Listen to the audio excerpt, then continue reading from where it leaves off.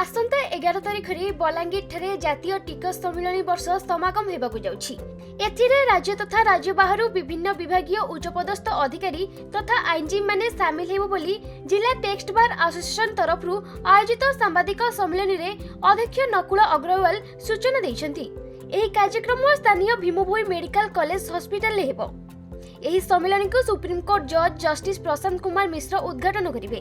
कार्यक्रम रे जीएसटी तथा आयकर शीर्षक 3टी वैषयिक अधिवेशन हेबो, जेउथिरे वक्ता भाबरे देशर जनाशुना वक्ता सीए आंचल कपूर, आईनजीवी पुनीत अग्रवाल एवं सीए असीम प्रकाश तांको वक्तव्य रखिबे। एही सांबादिक सम्मेलन रे बलांगीर बहु जनाशुना आईनजीवी उपस्थित थिले। आसंता रविवार 11 जनवरी 2026 दिन Balangir district tax bar association तरफरु all India federation of tax practitioner एवं all Odisha tax advocates association कर मिलित आनुकूल्य रे एक नेशनल टैक्स कॉन्फ्रेंस अनुष्ठित हेबो, जेउठारे मुख्य अतिथि भाव रे supreme court justice Shri Prashant Kumar Mishra, high court of Jharkhand retired chief justice, वर्तमान जीएसटी रो भारतर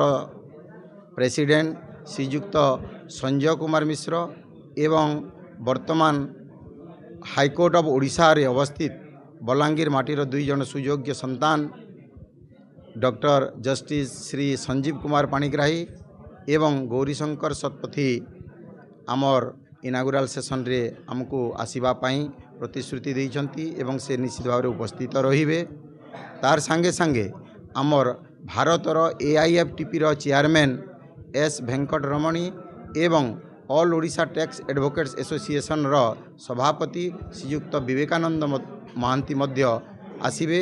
आमे आमर समस्तंकर मिलित सहयोग रे टैक्स बार एसोसिएशन रो समस्त एडवोकेट एवं चार्टर्ड अकाउंटेंट समस्तंकर मिलित उद्यम रे एही प्रोग्राम साफल्य मंदिर करबा पई चेष्टित।